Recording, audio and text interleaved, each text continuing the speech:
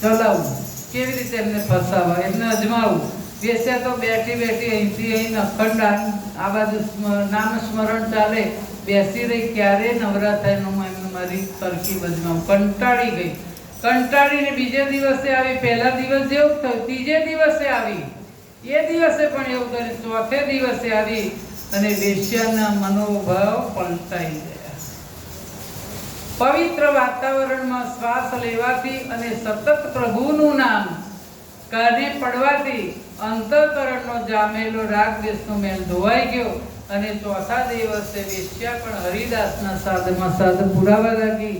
Hare Ram